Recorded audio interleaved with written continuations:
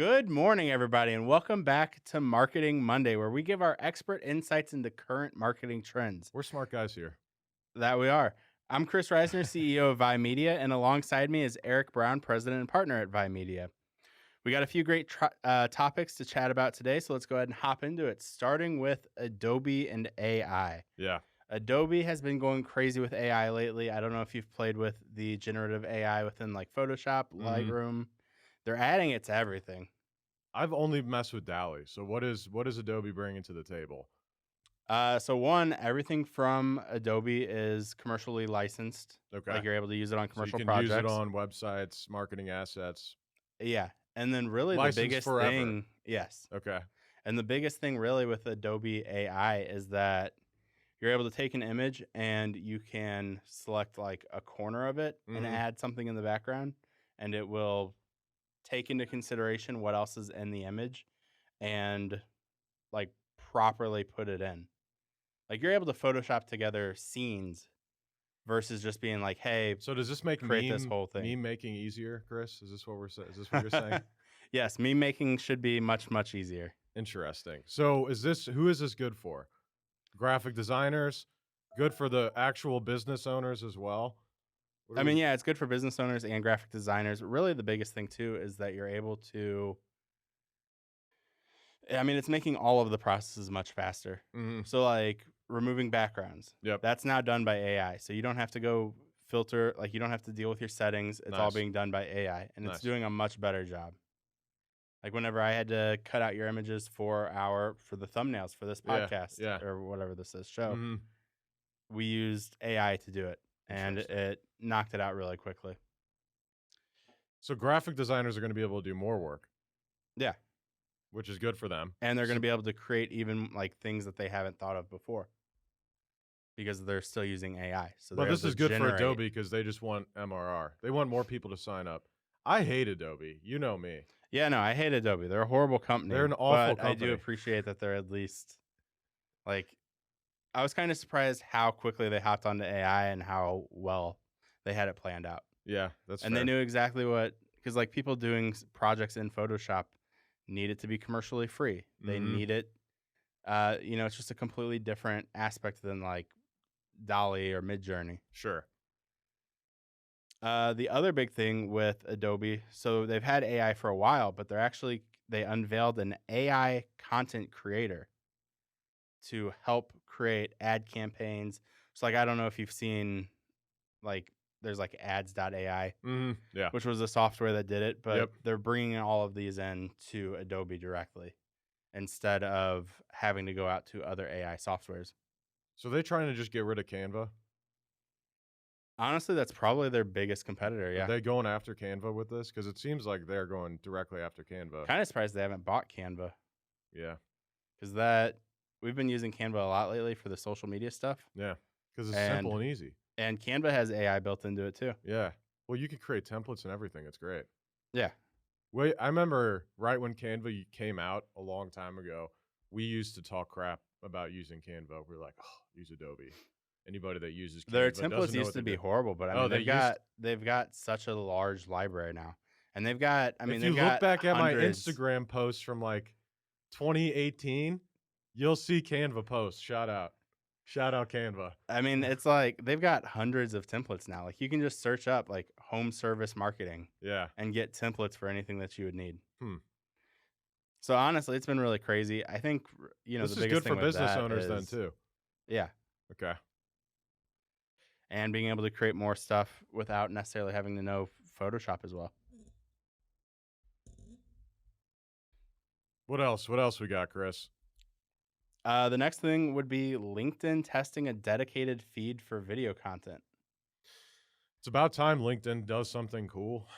Yeah, I mean, we were just talking about LinkedIn LinkedIn is earlier today. It's atrocious. It's I horrible. don't I don't know what it is about LinkedIn, the platform in and of itself, that I don't like.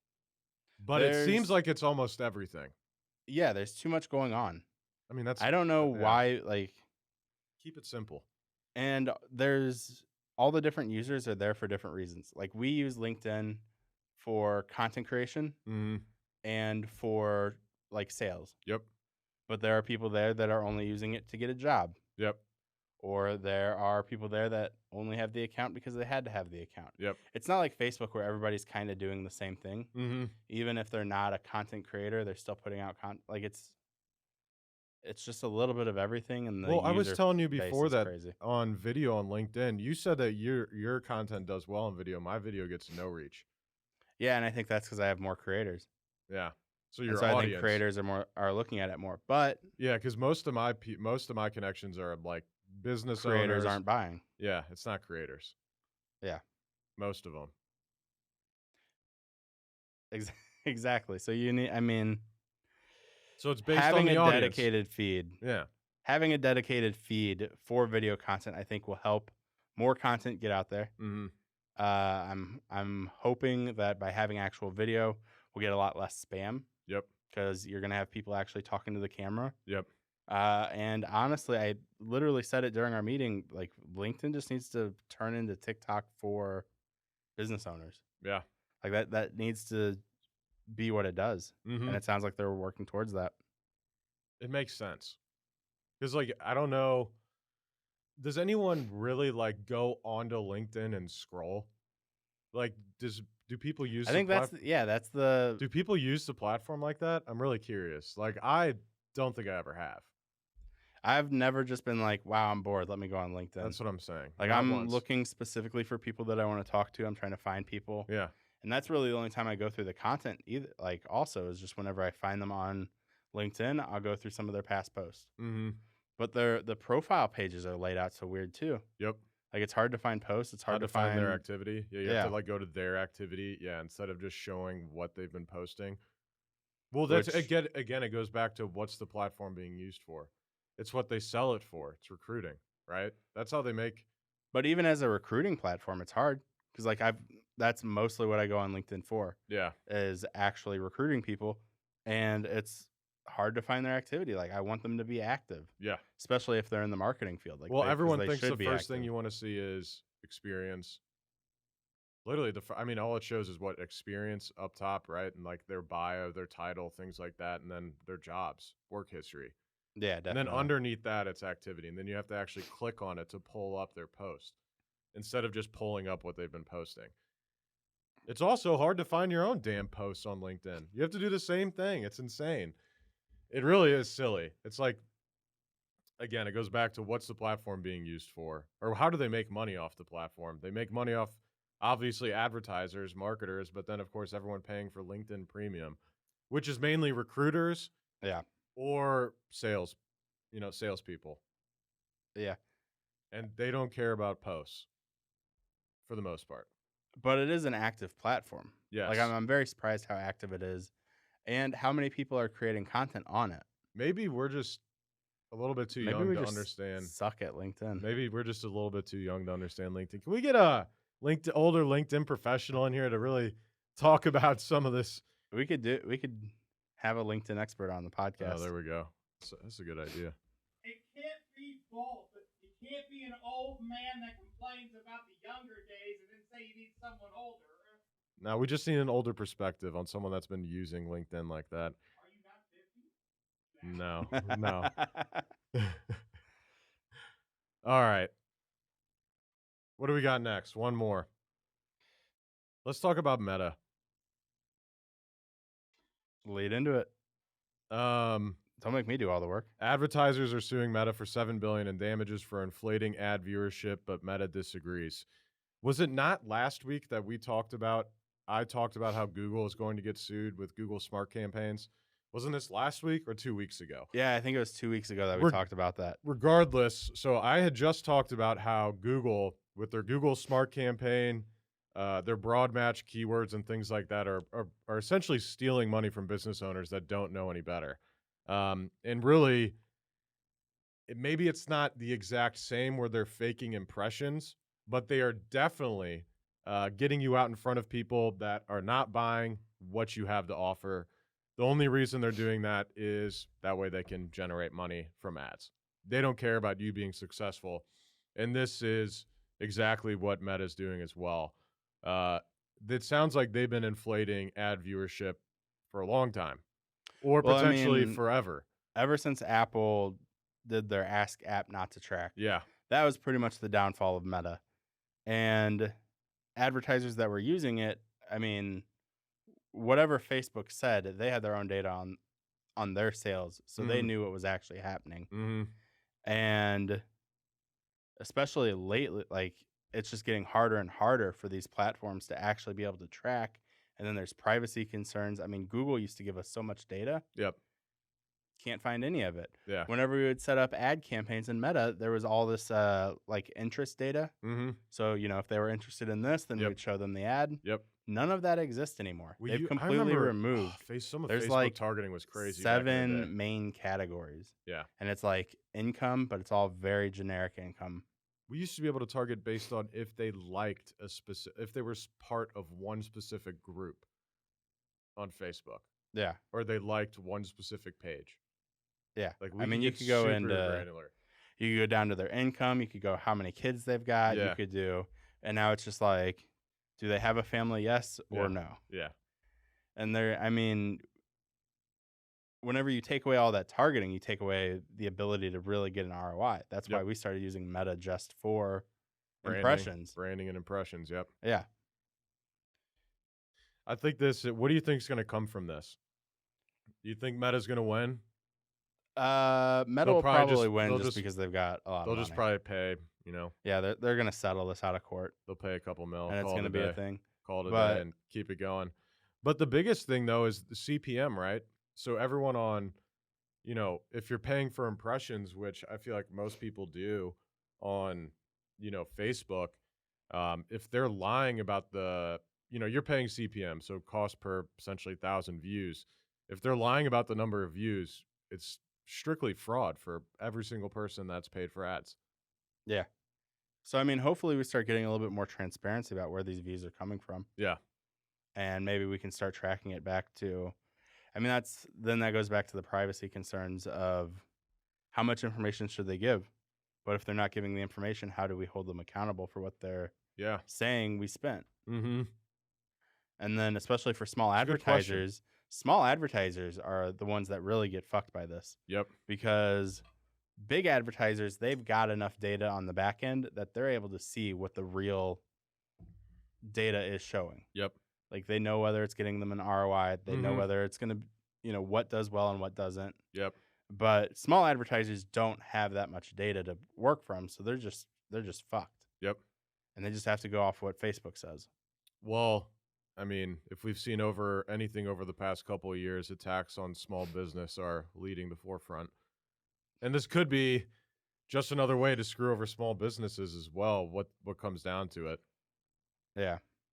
I mean, that's who really gets taken advantage of in these circumstances anyway, with Google Smart Campaigns or Google Broad Match. A lot of the time it's companies that don't have a big marketing budget that are relying on themselves, or a smaller marketing agency, or some sort of contractor that maybe does it on the side to manage. We talk about it, even if it's $1,000 a month, there's tens of thousands, hundreds of thousands of small businesses spending that amount. That's a ton of money on an ongoing basis. That essentially is given to Google, given to Facebook, and is thrown into the abyss for the sake of marketing. Yeah. It's pretty wild. Is how, I mean, yeah, all ads are kind of moving to that point. Yeah. Organic content is becoming more and more important, and Mhm. owning your audience, Yep. email marketing, Yep. actually having access to those people, because we saw it with Facebook where even if you do have organic posts, Mm-hmm. they're also deciding where your organic posts go. Yep. And so, I mean, really, you need to own your own audience and build up an email list. Yeah. I think it is, looking back at just creating content real quick, for the past pretty consecutively for I don't know, probably the entirety of this year so far. It really seems like I cannot find a consensus on why some of my posts do better than others, especially video. Makes no sense. It's completely random. Yeah, because I'll get 6,000 impressions, 10,000 impressions, and seemingly a video in my eyes that is equally as engaging, funny, interesting will get 1/10 of that. I'm like, I don't understand. I mean, a Did lot I of not use the right hashtags? What happened here? And it seems like there's so many. One thing I will say that I think is important is posting earlier in the day. Now that we're off subject, I think posting earlier in the day is better. Because by the time you're posting later in the day, especially for like the content we're using, for businesses. and things like that, it seems like you're posting later in the day, you're not going to get as much. Yeah, definitely. And I think there is posting earlier, and then honestly, there's just a luck component to it. Yep. Like if you post a video and you just happen to get 1,000 people who see it immediately, Mm-hmm. you're gonna do a lot better than, oh, this just happened to be a lull in the algorithm, Mm-hmm. and it's just completely. And if the first 10 people like it,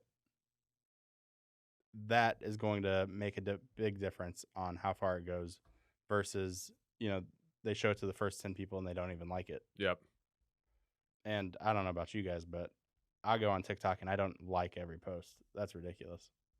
I don't Like, I enjoy the post, but I I'm not don't- gonna like go back and double tap it. I don't scroll TikTok, so at least not yet. I'm glad I'm not at that point. All right. Anything else? Before we wrap it up Nope. here? Go ahead and wrap it up. Cool. Hopefully everyone enjoyed our discussion today. That is all the time we have for this week. Please like, subscribe. We're posting content, 3 times a week now onto our YouTube channel, Vi Media. We're going to be posting, short form content to that channel as well. And through our personal social medias, you can find myself at Eric Kempf Brown across pretty much all the platforms. And then Chris Reisner sitting across from me at I am Chris Reisner. We'll see you all again soon. Thank you. Peace.